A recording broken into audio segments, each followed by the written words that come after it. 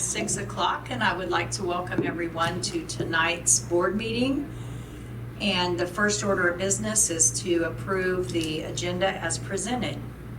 So moved. Thank you, Kathy. May I have a second? I'll second. Thank you so much, Stephanie. Any discussion? Seeing none, all in favor, raise your right hand.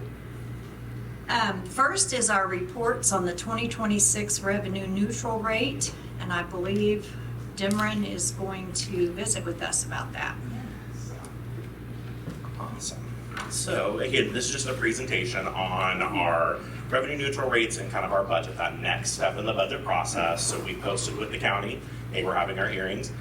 Later on this afternoon, you guys are going to take a formal action to give us approval to post our Code 99 as part of our budget and our revenue neutral rate for our formal budget hearing coming in September as the next step to the budget approval process. We have put together 3 different kind of options for our mill rates so that we can look at levying those to drive the revenue neutral.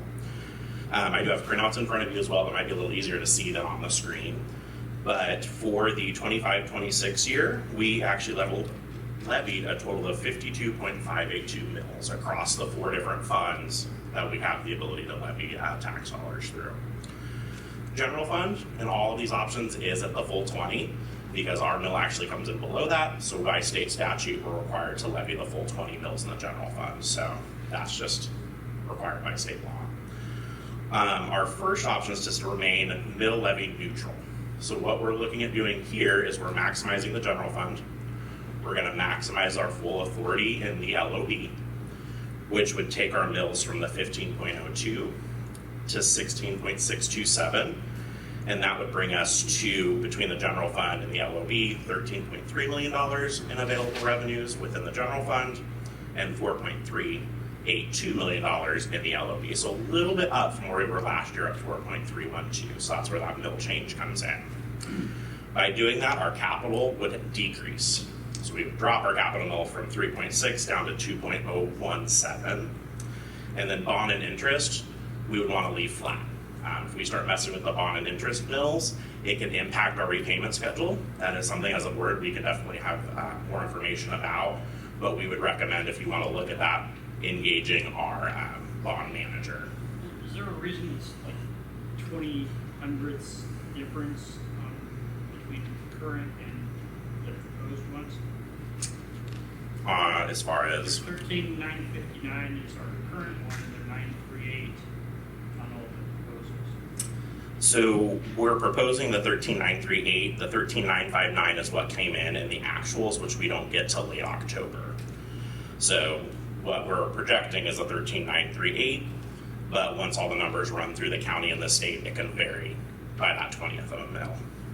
So what was our, do you know what our set one was last year in terms of what we had it at? Was it at the 938? It was. Yeah, it was the 938, but then 938 and it came in as 959. right.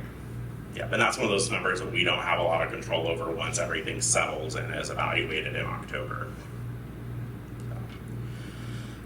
So the impact is mainly in our capital outlay. So when you look further down, you can see we would bring in $415,000 in our capital outlay. As we start the budget process for this year, we're maintaining that all our expenses would stay the same, minus increase in salaries, increase in fringe benefits. Your utility bills are going to go up. Our property and casualty did come down, so that's factored into here, and our work comp stayed about flat. With that, we're still projecting about a $400,000 deficit in the general fund LOB. We do have eligible expenses that we can move from the general fund LOB to capital because we haven't operationalized our capital outlay yet. And that's where we're coming, where we would have a total of $15,000 for capital projects if the decision of the board is to stay mill levy neutral. Even by staying mill levy neutral, that's still going to be an increase to our taxpayers. And so what we did at the bottom here is we took what would have been a $150,000 home valuation last year is now roughly about $157,000. That's going to lead to an annual increase of about $46 in school district levied taxes for a taxpayer. So questions on if we stayed mill levy neutral, kind of what that looks like. it's gonna raise no matter what. Correct. And again, I'm just talking the section of taxes that we as a district have control over. That doesn't mean the city and county, we have no control over those pieces. So what, remind me what the about average generation per mill is? Around 140 to 145,000. And now that does vary depending upon which of the funds you're in, so that's why you get that range, because it's a little bit different in the LOB and the capital, based on the state aid that we get in those funds. But in terms of the actual mill generation, how much? It's around 140, 145,000. But if you're not including the state aid portion? That's without the state aid. So, options 2 and options 3, your general fund and LOB would stay the same. Again, we would maximize those mills. It all is really in your capital. So with option 2, we would increase the capital outlay mill to 3.1, which would bring in a total of $603,000 in revenue, which would leave us about $203,000 in capital project allowance. And then taxpayers would see about an $86 annual increase in their taxes. You do see that the LOB goes up a little bit as well, from the 16.62 to the 17.70. Again, that's just as all the mills change and you start adjusting that factor to get the higher maximization out of your LOB. And then lastly, you could max out at 5 mills in your capital outlay. That's the max we can do per the resolution that was passed by this board back in 2014. That stays in place till 9,999. That we can max up to 5 mills. If we ever want to go past that, a whole new resolution has to go, and there's a whole other process that we have to go and share with the committee, or it has to be in the community, and they have the ability to veto it or vote it down. So right now, we're capped at 5 mills in our capital outlay. When we were working with KSB, didn't we talk about 17.1 LOB increase as opposed to 17.7? Didn't you talk about that when we were talking about the budget? That was looking at the numbers for last year, that's what we could go up to, a 17.1 for the 25-26. This is when we reran all the numbers for 26-27, the max that we go can go. 17.7. Correct. But we don't have to go 17.7. We can Correct. go up 17.1. Correct. But that would just be staying. No. We still, it would be between the first Between the first and the second. See, the Yeah. first one's 16.6. The other piece with the 17.7 is that also allows us to maintain our cash balances in the LOB. So the lower we get that down to the 16.6 is less we would carry over in cash balances. With the LOB, you do have to remember there is a delinquency rate. So part of our community, for whatever reason, doesn't pay their taxes on time. And that's what led to last year we having to move money from our contingency reserve to the LOB so that we could spend our full authority. The lower you get to that 16, you put yourself back in that potential jeopardy again if our delinquency rate comes in lower than what we're projecting, which right now we're projecting it to come in at an 83%. Last year we were at 89%. So we are dropping it a little bit, just seeing the trend that delinquency rates are increasing. With that full max authority, puts us up to 56.6 mils and would give us about $532,000 for capital projects next year.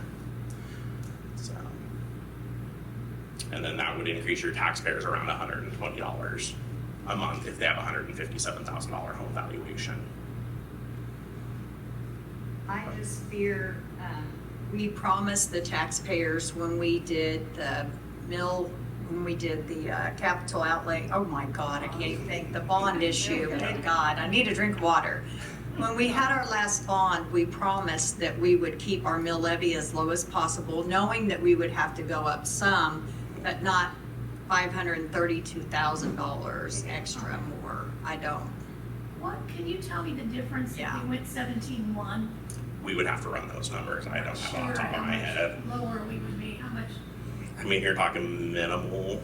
You probably drop maybe 70, 80 grand, but I'd want to run those numbers to get you exact. That's something we could follow up with though, as for those numbers exactly. Now remember tonight, you were not voting on a specific mill levy for any of these funds.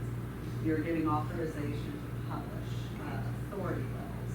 And then when we come back in September is when And so any of these scenarios that you would like run, to present Because for next tonight month, is just, yeah. Yeah. we can, so any specific reallotment, we can run start and running. have that as part of the presentation and send it to you ahead of time so you can be ready to discuss. So, Because we can always go under, we can't go over, right, whatever we correct, publish. correct. And what mills are set is what determines what Right. taxpayers will start paying. Yeah. So if we publish at the maximum, then we're allowing us to go up to that. You publish the maximum, that's what the taxpayers would pay if that's what's, well, if what you vote on is the maximum, then that's what's set in stone, but we can Yeah. publish and always come. But if we publish it at the mill levy, at the maximum mill levy, Mhm. and then decide, okay, well, we actually want to go with the smaller increase. Mhm. And because frankly, I don't know that we need to, our capital outlay's got a pretty significant surplus, so I don't know that we need to increase that to the maximum. Mhm. But the LOB, I feel like we probably are, that's where we're having shortfalls, is that's where we probably need to maximize if we're going to. But if, okay, because the LOB is the same for the maximum and the 2.1 mil, right? So for the 2.164 in the max, it stays at the 17.7, and that maintains our cash balances, which allows us the flexibility as we operate and start the year. At the second column. We can publish it. I mean, we wouldn't have to go to max, we can. Well, what I'm saying. Because we're still gonna do it or less. I think that's, I mean, we are not taking a vote on what we want to do as the mill levy. I mean, we can discuss it, absolutely, but like tonight, whatever we publish, that is the absolute Highest we can max. go, yes. So even if we say 17.1 in LOB and you decide that once we get the numbers run, that is too high of a cut in LOB, we can't go back, and change that. Now, you can always say the 17.78, come back when you see the 17.1, come back when you wanna see 16.69 instead of 16.627, on that, and we can run those numbers on it. So it's your authority versus your appetite, is how we discussed it last year, is you're giving the authority to say, we will not go over this table. The appetite is where you have to decide on that. Right. And Yeah, well, and particularly with the LOB, I think we need to probably look at the maximum on what we publish. That I was kind of more looking at But the that's capital. on either one, it's the same, it's 17.708. Yeah, but I was looking at more on publishing at the max mill levy, the one on the far right. Yeah, publish And then that. if we publish it, so if we publish it at 5%, at 5 for the capital outlay, and then in the next, couple of weeks, we discover, oh, well, we've got all these capital improvements that are gonna wreck the budget, that we need to maybe be at that higher mill, then we've already authorized it, rather than say, well, we wanna, use the 17.708, but only the 2.017 for the capital outlay, and then decide, oh, well, now we gotta. So I would prefer if we can back off, I would say put it out to where we're saying this would be the maximum, we're gonna probably, especially if we're gonna cut back, because I feel like the capital outlay probably doesn't need to be at max, but I think I think the LOB probably does. So we publish at the max and then back off. for us to be prepared, would you like to see numbers in between the 2.017 and 3.1 capital, or would you rather see more between the 3.1 and 5? Or a couple in both? I'd like 2.0 and 3.1 in between there. Okay? And do we know what the capital was last year in terms of what we actually had it? I know we had the 3.603 was realized, but is that what That's what would have been approved when the budget was accepted, the revenue neutral was accepted, would have been the 3.603. And we had about $950,000 worth of capital projects last year. The year before was $1.2 million in capital projects that were not part of the bond. So, for tonight, when we get to action item, I'm gonna, obviously, you know, either as Doug's recommendation, or if someone has a counter when we get to that, on how we publish. I will want some feedback, because I'm gonna have Dimrid run it with, a 3.0 or 3.85, something like that, that's in between, and probably in a 4.0. So you'll see the difference, and he will lay out in your Wednesday update what that means for cash, what that means for capital outlay projects that we currently have scheduled. And then, you know, understanding, can't predict the things we don't know yet, which I guarantee you there'll be some. But also, as a taxpayer, I get not wanting to absolutely, because I saw that letter too. Just talking about the capital outlay. Right. I mean, we can run different numbers for the LOB, but just, if you run the LOB down, that's just less than we have in our operational funds. So we can lower that. I understand that, but I'd like to see that, what happens with that 17.1. Yep, I have that in my notes, Yep. that 17.1 in LOB, and then I heard another opportunity to keep the LOB at its maximum and reduce capital, I believe is what was shared over here as an idea. So we're gonna present both, where we run the numbers so you can see how it affects. All right, That sounds good to everybody. It sounds great to me. So then what'll formally be published then once we make that determination is your code 99, which gives us a breakdown of our 24-25 actuals, 25-26 actual spends in our operating funds, as well as what would be budgeted based on the levies. And we'll just roll right on over to that. Yep. Yeah, right. And then the revenue neutral would be the same thing once the action's been taken on those, with the big piece being our revenue neutral rate hearing would be on September 14th. That is a roll call vote, so just be prepared that we ask each board members to vote separately, and that has to be denoted on a resolution. And then your budget hearing is a whole separate board meeting with majority decision on that. That is not a roll call vote. So, other questions or scenarios you'd like for us to run? we will take action on this in the action items section of the agenda, but wanted to share that information. Actually, Deborah, can you run a projection also of the LOB at the 17, but the capital at the current years, so the 3.603? Okay, so LOB is 17.1, and then capital at the... No, the 17.7, the proposed. Oh, 17.7, and then the capital outlay at the 3.603. Sure. Okay.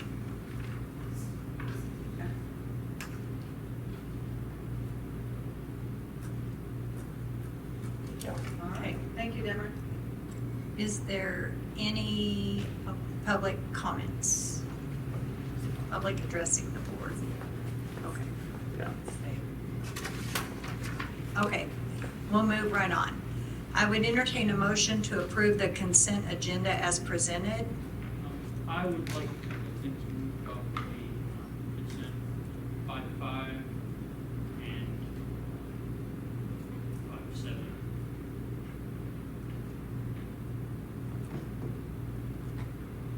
Do we need a motion for that? Okay, I need a motion to approve the consent agenda minus 5.5 and 5.7. Okay, so minus those two, we don't have to just vote on taking it on. So moved. Okay, may I have a second? Okay. Any discussion on those? Okay. All in favor, raise your right hand. Thank you so much. The rest of the consent, that just passed everything but that. So we need to pull out 5.5. Activity fund. And do we talk about that now? We know our action items, okay. And then we'll vote on each of these individually. Okay. 5.5 is the activity fund account. Okay, so I had some questions on this, particularly regarding the Atchison High School activity report. I understand there was some variances in that and some what were listed as unreconciled and unrecorded deposits. Can you turn your microphone on? They can't hear, I'm sorry. I'm sorry, I had some questions about the AHS Activity Fund. Understand there were some issues with the balances in that. There are some unaccounted deposits and some unreconciled checks. I would like a little bit more explanation of what that is. So as we were working to close out the year, and remember we're working on a transition from MAPS, which is our old accounting system that housed the activity accounts, to Skyward. In that transition, we found some errors in the bookkeeping, so some variances. Unfortunately, it was like an onion. You pull back one layer to get 15 others, and I am currently working through trying to figure out where all those variances are. So what we have found is when we look at a cash in on the bank versus cash in the accounting system, those numbers should match. So if we got, and I'm making these numbers up, $10,000 through the bank in deposits, I should show $10,000 in deposits in the finance system. Those numbers are not aligning, they're off by 12,000. Because of the way that system works, it's hard to line item where those dollars are to make sure they get booked to the correct Okay, fund. so- And this goes back to the beginning of the school year with the errors. All right. So there weren't a lot of, you didn't find checks that hadn't been. That's another piece of it. So you did find checks that had not been cashed. Correct. So we also have to go back through and audit from the bank statements line by line, check by check. And the high school writes a large number of checks in a year to figure out where those variances may be. There may also be things that I'm seeing that look like they're double booked. I could be wrong. This is initial review, and that's why I want to engage our auditor with this as well, of things that may have been double booked. Okay, so my first question then is when you're talking about unaccounted deposits, I'm gonna assume the bank records are accurate. So if they show there's $1,000 deposited, I'm gonna rely that that's an actual $1,000 that was deposited. So is the system showing that there are additional deposits? They're short. The system is short. So they're not crediting money that's been deposited in that's actually in the bank? Correct. That is not, okay. Correct. So, and then when you've got unreconciled checks, is that check, again, I'm gonna assume the bank probably has an accurate record of whatever checks have been paid. So is that checks that are showing as written or not showing that they were written, or they were written and not? How is that? Those are checks that have been written in the system in MAPS that have not cleared the bank yet, some of which date back to 2020. And it is not a best practice to allow checks to go that long before you clear them through your system, whether it be writing them off as a stale dated check. My prediction is that there are some checks that were voided and reissued because it got lost in the mail or it got damaged, but the process may not have been done correctly because the MAP system is very antiquated and very clunky, that it's easy to print a check, but to void it is a little more complicated, and that's where I'm thinking there's some double entries leading to, oh, this account looks negative by a large amount because I may have in the system paid this official twice, but he actually only got one check because the other one was supposed to be voided. And these are all separate accounts in the bank. They're not part of the general fund or Correct. anything. These are Correct. Each Atchison one of High them School has a separate. bank account, Correct. and so did I see the ledger shows like a $3,000 balance or something, but the actual bank account then is like 55,000 something. as of June 30th. All right. So that's where I'm getting to. And So- my assumption is the double booking of things, but to go back line by line for an entire year is a long process in a system that is a little antiquated. It's where I can't just go to the next transaction. I have to run a report every time I want to see something, and it's only one person can be in the system at a time. So like if a check was written and not cashed or something like that, that's gonna show up as a lower balance on the report, Yeah. but not at the bank, obviously. And in theory, what should happen is if your bank has 50,000 and you have 10,000 in unreconciled checks, my ledger should say 40,000 because those 10,000 added plus my 40, that's my 50,000 in the bank. And we're not hitting that number. If I could see that, I would feel great about it, but we're not seeing those numbers tie out like we should. Do we have a plan, or you have an idea of a plan to keep that from happening again? Yes, part of the transition to Skyward is that system now has built-in internal controls where when transactions are processed, they can go through an approval chain. so that, let's say the secretary is booking a deposit, it can be reviewed and approved in the system by the principal or us here at central And office. we'll have that in there as chain Yep, required. yep. Yep. And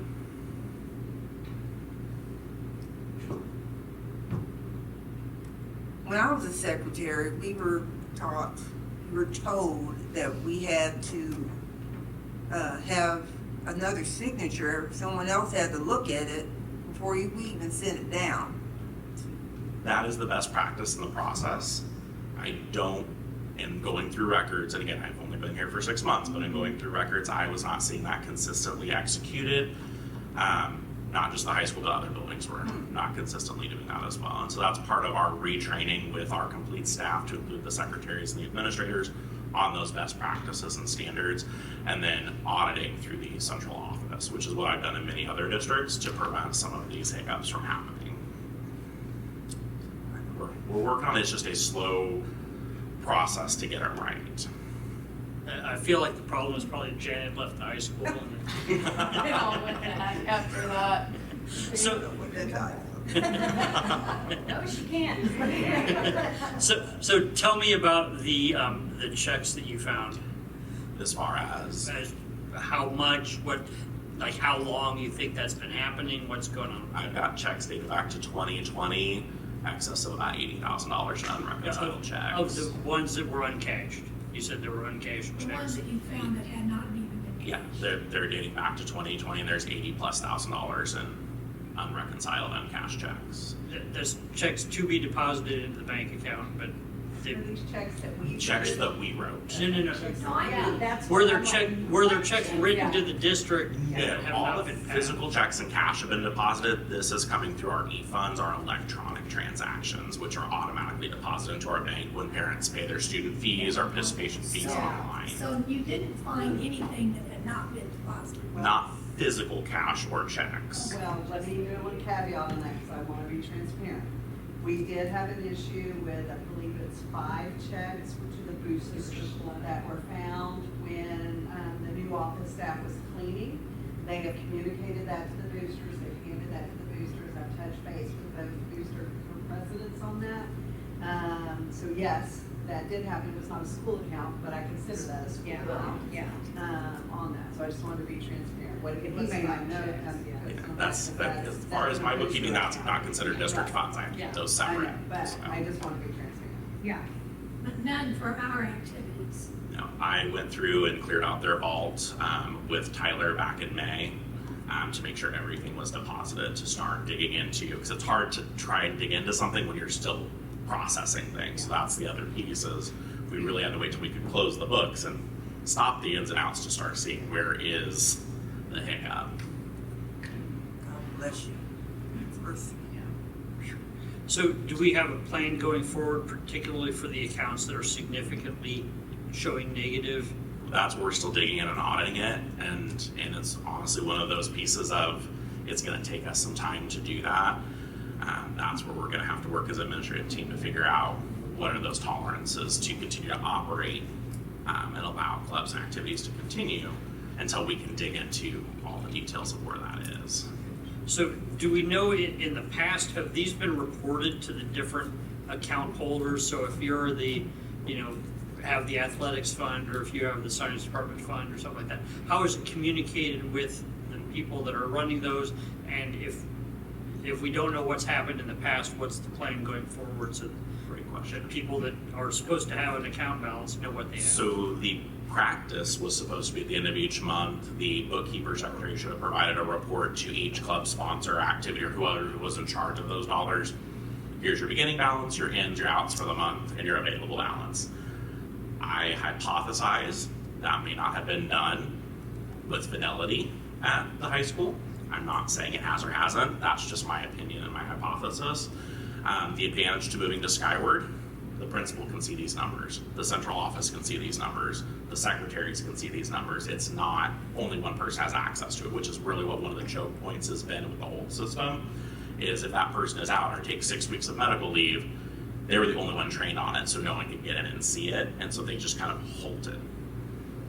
Now, is this the same at the middle school and the different ones? So like, because if I'm the cheer coach at the middle school, I want to be able to see how much money I've got in my fund. Are these activity reports, do they get transmitted to the individual people, or how? It is the expectation that the principal and secretary would share that with all those coaches and sponsors. Now, I will be honest, since my tenure here, I have not followed up with them every month. Did you send your balance to this sponsor, that sponsor? I leave that to the building administrator to oversee.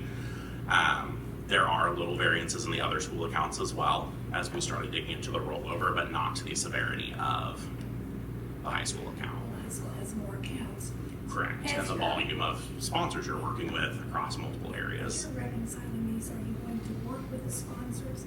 Because most of them know how much money they have. Right, that's gonna be the next layer. Okay. Yeah, so it's gonna be a process. And I think part of it, in the end, goes back to that communication, that we didn't have any communication. And I think one of the other pieces that will help prevent this in the future is we have kind of restructured the high school office. Remember, we've added that administrative assistant secretary for high school athletics and activities, and then we have the high school secretary. They're gonna kind of split those duties so that one secretary focuses on athletics activities, the other one is focusing on curriculum and instruction dollars. So you don't have one person managing it all, there's multiple eyes in there, and they're responsible for a smaller portion of it to be able to communicate more effectively. So do we have a time frame of when we're gonna know, like, what the actual account balance is, or a close approximation? Be 100% honest, I don't. There are some personnel issues tied to this that I can't discuss here, that I can discuss with you all in executive session if you'd like. That will be a part of that, but I can't discuss that here. Well, part of the concern I have more is with, especially with some of these that have significant negative balances, is that, you know, we can't allow those to just continue to get an additional negative balance. If a department, and I'm not saying any particular, somebody did something to overextend their budget, but if they haven't had any reins on what they're writing checks for, somebody needs to put a control onto that so that we're not getting further deficits, because I mean, Before you're finished. yeah, either by our bylaws here or by state statute, these are not supposed to have, any individual account is not supposed to have a negative balance, and we've got multiples that we've got to deal with. So as Mr. Montgomery said, this is an onion, it's a wicked onion. Every time you unravel one layer, we have 10 new wicked onions that pop up. I would love to be able to say, we'll have this to you in 60 days, 30 days, 160 days. I could be lying to you at any and all, because every time we undo a layer, here is what we have done, is that everything is in Skyward now. The good news is, we have such a high balance in our accounts, and such a low balance in our record keeping. We know that the money's there, we just need to allocate it to the right accounts, okay? And I will be honest that we're working with a deficit here of fairly new people, but you're right. And our club sponsors and our department heads do have accurate accounting in there. So with that, and they've been asking for it, so hear me totally acknowledge that part of this, delving into this, is because in Tuesdays, I had department heads and coaches coming in and saying, what about my money, what about my money, what about my money, in there. So as we go through this on a time frame, I don't wanna lie to you, but what I will say is we've got the checks and balances piece trained. We also have multiple sets of eyes that are on it now. You know, from previous cash handling processes, we updated those that require 2 signatures, as Janet says, on money coming in and reconciling cash boxes. And part of it is too just an education piece that we kind of got away from what you could use activity funds for and what you can't use activity funds for. And so in there, I think some things got hodgepodge, so to speak, and got real gray. And so that is on there. So I'm hesitant, and that's why Dimron's not really answering the question, because we don't have a timeline that I can assuredly give you. I think as far as what we do with these funds on that is a process that he's going through, because we want to obviously respect the fundraising efforts As club sponsors, we want to respect the Highland work that's been done with dual credit. We want to respect and go for supplies and things. We want to respect the process that's kind of come through with our clubs and their general activity funds. So I just want to be honest about that. Sure, well, I'm not necessarily saying to have a fix done by date certain, but at the same time, if you've got an account that has a negative balance, for example, I think there probably needs to be a communication to whatever sponsor, department head or whatever, that you can't spend money on this account. This one is frozen. This other one has $2,000 and we think that's a legit $2,000. If they have expenses, they can spend it. But if you have a deficit, you can't just be saying, oh, I need $200 for X if you have a negative deficit until we figure it out or have some way to get. So I don't want a $10,000 deficit to become a $12,000 deficit while we're trying to figure it out. My only pushback on that is because of some possible double coding or miscoding, that could potentially put us in just the opposite problem where, let's say, funds got coded to basketball, but they're supposed to be baseball, and it looks like basketball has money, so we let them spend it to find out, oh no, that money was baseball's money, and now we've just created the same problem again. So that's the other piece where we might want to consider that as part of our process because there is some coding hiccups. I would suggest that maybe we need to freeze everybody until it's sorted. That is absolutely a choice that can be made as a board, but please hear me say that stops all activities and athletics. I mean, you could do it. Start a new ledger for dollars in. So if I'm a club and I raise $1,000 because I've got a trip coming up and I need to use $500 for that trip. If they've got a positive balance from today, then you can do it. If the football team does it. Acacia fees have to be paid, or we're not members of Acacia. Okay, so explain to me the difference between the athletic budget and the activity account. Yeah, so your activity accounts, your primary activity accounts are money for students by students. So it's not a free-for-all. A lot of times the assumption is, oh, I've got money in my club account, which is a lot of people refer to them as, and they can do whatever they want. That's money for kids, by kids. So the only way the money gets in there is kids fundraising, donations from patrons for specific sports or activities. Then that has to be spent on the kids. It can't be, oh, we want to buy all the coaches brand new matching uniforms to wear. Can't. That could be for new uniforms for the kiddos. So that's one piece. You also have non-clubs funds within there. These are things like your Highland Dollars, staff faculty lounge fund, where the staff put the money in. Those monies can be used outside of that realm. And so you have to balance both of those in your activity accounts. There's also grant dollars. So it's got three big pots of money within your activity fund that you have to manage, and they all have different rules. So we're trying to balance those and retrain everybody on what you can and can't do with those different funds. You can also have a general student activity account. That can be where your interest falls if you want to, or just a general donation to the school can fall in there to pay things for any student. So it's kind of a case-by-case basis as you're looking at it. Okay. But I'm kind of referring to like the district athletics budget. Within the general fund? Yeah, within the general fund. So isn't that paying CASA dues and things of that nature? It's supposed to. Yeah, But what we found, one building is paying it out of the athletics budget, one building was paying it out of the club and activities budget. Good. And because we weren't following our checks and balances, things weren't being accounted for properly.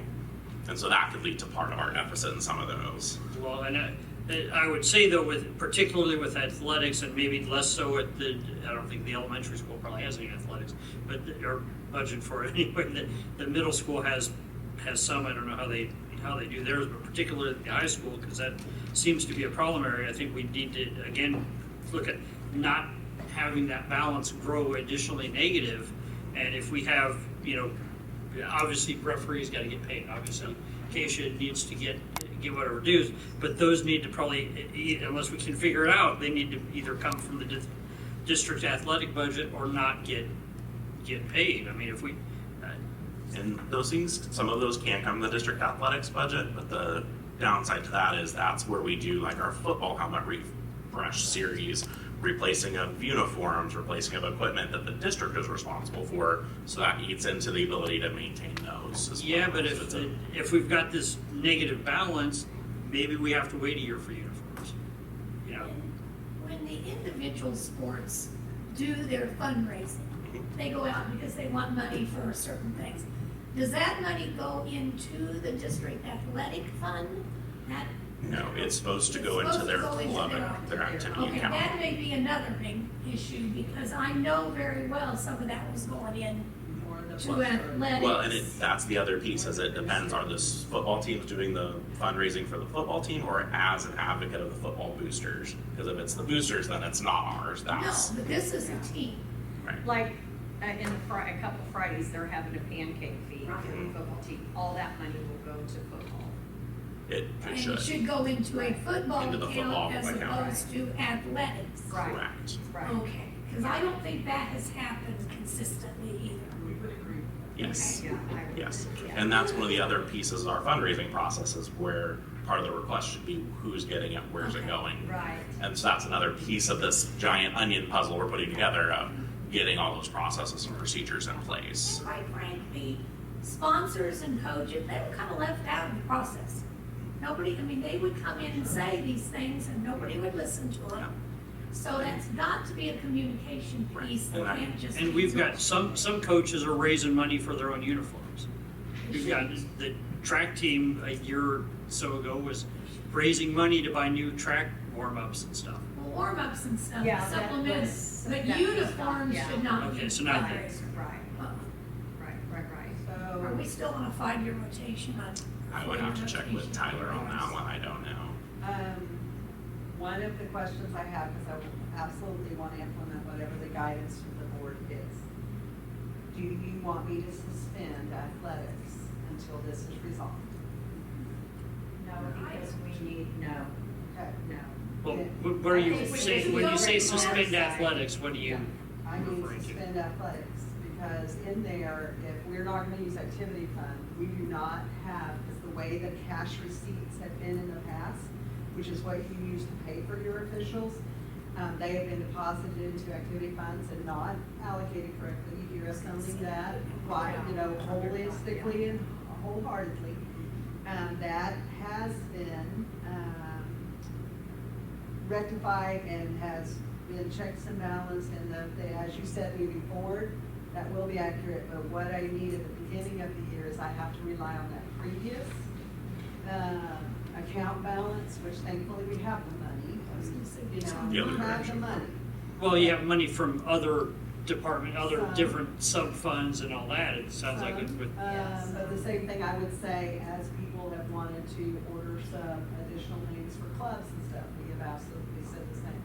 I'm fine either way, it's a board decision, but if we suspend athletic, use of that, then it does affect operations, and I just need to say that up front. And I'm fine either way, as the board, so We're not that gonna is, do that's a board decision. Well, is the district athletic budget not available to pay? Not The- at the the level very- we have, no, because all the cash receipt tickets went into the activities funds that paid for those officials and things. So that has to all be straightened out first. Right. But you can still hold the line. Yeah. I mean, they can still Yes. look at what it is they want and Do spend explain. on a case-by-case Here again with basis. the communication to the sponsors. When you explain this to them and you say, I can't give this to you right now, Yeah. this is the problem, okay, we understand that. But when people are just saying to you, no, you don't have the money, and I'm going, now, wait a minute, I thought I had this amount, now you've got a problem. Yeah. Well, and that's, I think we need, I still feel like we need to hold the line. I mean, obviously, I want to make sure Well, we've got sporting Yeah, we events and agree we've with got that. athletics and we've got transportation to get the athletes to wherever they We're need to just be. gonna have to watch what needs to At the be same done. time, if there's a big deficit showing new uniforms, some of these other things that are, that could be held off on to get the, because if we're getting cash receipts in from the football games and from different, I mean, football is probably the big revenue. So if I'm hearing, Try to fill that. right, would this be something the board is wanting us to look at as, right now, the current practices, an expense comes in through an activity account, goes to the athletic director or the principal, depending upon what the fund is, If they approve it, it's purchased. I think Do we want to add a layer I that think we comes need through to some hire a something layer. office? Right now. If you want to go back to that once everything gets straightened out, but I think at this point, we have to have eyes on things. Yeah. So I would say that other layer. No, Do you have a I think, preference yeah, on- I think somebody, either at the I would say either of the principal or Either of the building three of us. level or administrative at the level here, yeah. And then all of you know what you, Okay. yeah. And we can code Skyward that way to where when they submit, it goes through an approval chain to come to whoever we need it to.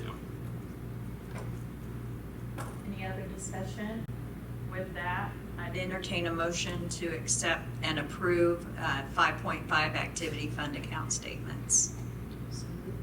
Thank you, Sally. May I have a second? Thank you, Janet. Any more discussion? Seeing none, all in favor, raise your right hand. Thank you so much. It does pass unanimously. And then we're going to go to 5.7, the bus purchase. And I had some questions or concerns on this, more so just with the timing of it than anything. It just seems to me that if this is a bus that's been problematic for a period of time that we ultimately are replacing here, then it doesn't, if my car's a lemon, I usually have some indication that it's a lemon. It doesn't now. If the engine completely breaks, which doesn't seem to be the issue here, then that's something I have control over, but this sounds like this was a problematic bus. So how are we reviewing this equipment to know that we have, whatever rotation schedule so that this doesn't happen? Because you shouldn't get an email, a week before school starts saying we have to get a bus. We have communicated, and I know Hunter and Dave had also communicated previously, not Hunter, sorry, Transportation Department, prior to Hunter, that all our buses, because transitioning from First Student and Apple to our own, are all the same age. And this is something that is on the capital outlay plan, and we are going to see more and more start breaking down. This one we had limped along, I believe was the word that was used, for quite a while to save the district money on this. When it did not pass inspection, and they would not they said, we're not certifying this bus, it raised it to a higher level on that. We had been able to have it pass inspection because it was safe, and we were able to keep repairs up on it.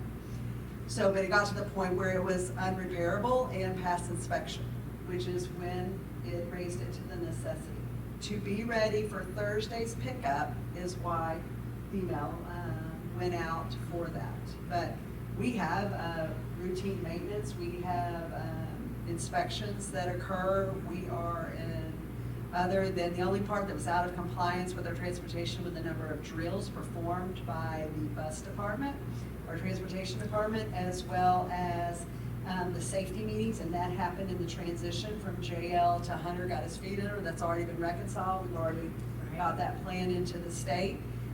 So as far as that, it's coming. Do we have any other buses that are They're not at this level, but limping yet? yes. I mean, I think we need to know in advance that it's coming. Yes, and as they shared in the capital outlay project list, this is something, it's just HVAC has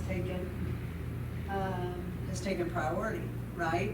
And so in there, and even though we can do HVAC on a lot of our buildings, one of the buildings that, right now, Force Central is like got rainforest sometimes in offices with pure waterfalls. And that was not part of the bond. So, that's just. And I will tell you, on a bus, with the bus that especially those, they stop and start, it's town. It's not highway miles. I learned that the hard way with a $22,000 motor. You have to, your bus, and they do take it out regularly, but it's very hard on those stop starts, and it takes forever to get the little preschoolers and everybody in, and they don't last as long as the route buses. I think Yeah. everybody's aware that we're gonna have to have buses. Yes. And that they do break down and we do it, but I think it's the idea that rather than all of a sudden. Yeah, it We was. should know that it's coming. Well, it's I don't coming. know, like, because our inspection time is this time of year for all of our buses, Right. so this That's is the when you common time find that it, we find right. out, but like I responded to Laura, those are the buses we drive and the exact same issues, they're so Yeah. common in those They're little buses like that, but Just, yeah. they take. And they I take will a tell beating. you, the bus passes inspection the month before, you're driving down the road and all of a sudden you don't have any power. That happens, and I don't remember what they call it, the turbo, that's what goes out before the motor, and that's about 9,000. So, you know, No, I have no yeah, doubt. it just, and you don't know, and I mean, you're doing regular, every day you inspect it, there's a 72-point inspection that a bus driver has to do every day, and, you know, you can't predict, they're gonna, oh, today's the day it's gonna go, but you're right, I mean, it was fast, but I understand. They're all gonna hit it once, Yeah. because they all were purchased at once, right? And we So- tried to get the older buses, we tried to keep those and buy new, so we kind of thought we could rotate off.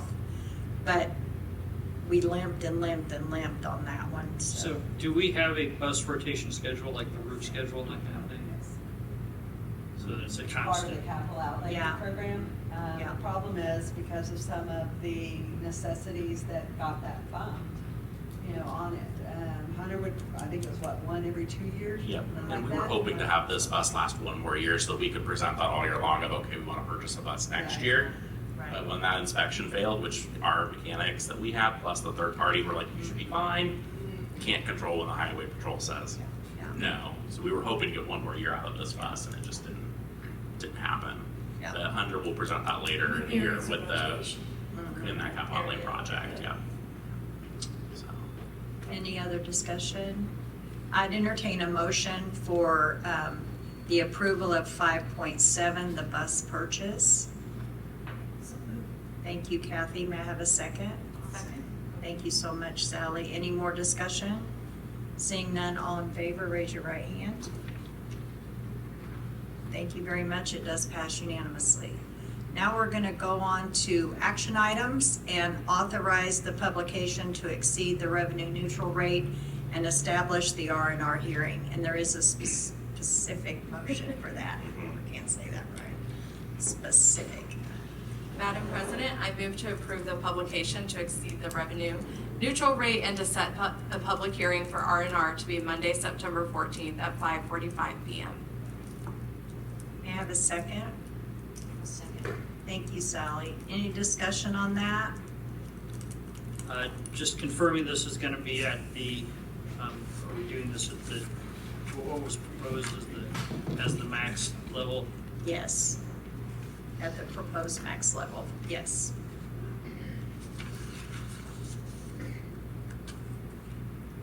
Okay. All in favor, would you raise your right hand, please? Opposed, same sign. We did pass unanimously. Next is authorize the publication of the 2026 budget neutral rate and establish the R&R budget hearing. And that, I'll need a specific motion for that as well. Sure. Madam President, I move to approve the publication of the 2026 budget for USD 409 and set the public hearing for the budget to be on Monday, September 14th at 5:50 p.m. Any discussion? I'll second. Oh, sorry, a second. Second. Thank you so much. Any discussion? Seeing none, all in favor, raise your right hand. Thank you so much. It does pass unanimously. Next, items for discussion is the sale of the district land. And thank you so much, Ms. Honeywell, Dr. Honeywell. Hello. So on the last Wednesday of the month of July, our board subcommittee convened to discuss the proposal that was brought to the inquiry related to purchasing district land property. And so Kathy and Doug and Janet were kind enough to come spend time with us. We also had Demrin on there with some financial information and some history about property sales and property purchases. And then we had Dave Colson as well with his knowledge of our facilities. And so we had a discussion about the opportunity to sell this land, and our main discussion points, I'm going to summarize those for you and then invite the members of the subcommittee to share. But we really focused our discussion on just the current needs of our current students and employees, the prior rationale for land purchases, and future possibilities and needs of students, staff, and families. To sum it all up, the overall desire was to maintain that property and potentially even consider acquiring additional available space around there to look at opportunities for students. But with that summary, would invite Kathy or Doug or Janet to share additional insight. Kathy, does that I mean, I think the idea of having some green space for the middle school and central was the driving factor, that we already have the land. We purchased it for more than what we were being offered originally. Once you lose it, it's gone. Yeah. And we don't know what the future will bring, and it would just be better for us to keep it at this point.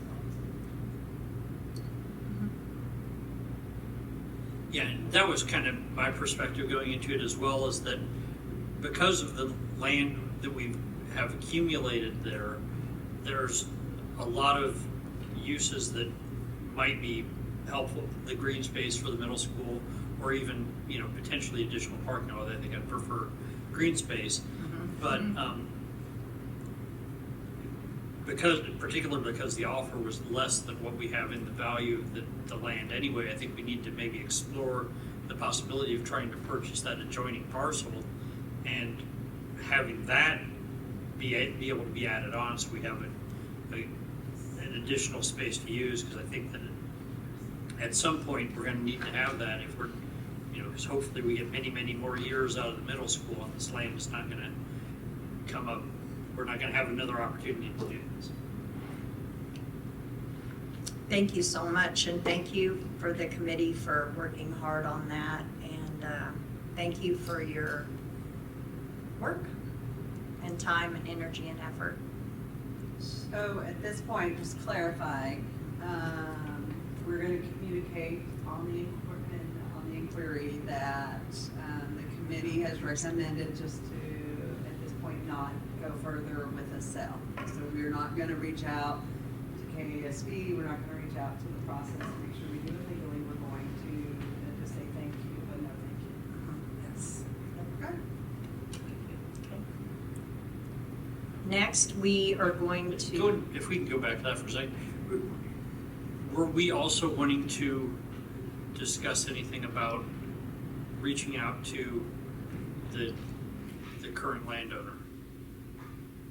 I believe it's under contract, so not at this point. I would say that we have a representative here that if they are interested in that, they'll contact us in there, and then we will, I can let that be known on that. So. Okay.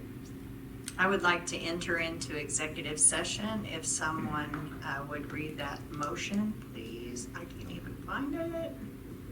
Here we go. Madam President, I move that the board recess into an executive session to discuss employee employment performances and recommendations. The justification for this executive session is to discuss personnel matters of non-elected personnel pursuant to the non-elected personnel exception under KOMA. The open meeting will resume in the Board of Ed community room at 7:30, and I would like to invite Demrin Montgomery, Nicole Honeywell, and Laura Batson. I would entertain a second for that. Second. Thank you so much. Any discussion? Seeing none, all in favor, raise your right hand. Thank you so much. It does pass unanimously. We'll see you guys in 30 minutes. And we're back in session. So I do have Personnel, a motion for the personnel. See, I'm off again. Madam President, I move to approve the personnel report as presented. May I have a second? I'll second. Any discussion? Seeing none, all in favor, raise your right hand. Thank you so much. It does pass unanimously. Now we need to appoint a USD treasurer, and there is a motion for that as well. Madam President, I move to appoint Caleb Pierce as Deputy Treasurer and Business Coordinator once hired as Treasurer for USD 409. I'll second. Second. Any discussion on that?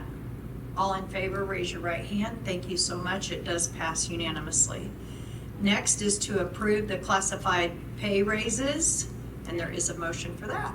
Madam President, I move to approve classified pay raises not to exceed a total amount of $90,000 for the 2026-2027 school year. Okay. May I have a second? I second. Thank you so much, Janet. Any discussion on that? Seeing none, all in favor, raise your right hand. Thank you so much. Abstaining. Oh, I'm sorry, I didn't see you didn't put your hand. Right, exactly, one abstention. Thank you so much. Is there anything we need to discuss before I entertain a motion for adjournment? No, Okay. it's back to school night, Wednesday night. I hope to see everyone there. Yep. May I have a second? May I have a motion to adjourn? Motion that we adjourn. In a second? Thank you. Any discussion? Seeing none, all in favor? Motion does pass. Now I'm really like looking around for sure. Okay. Passes unanimously. Good evening, everyone. Have a wonderful night.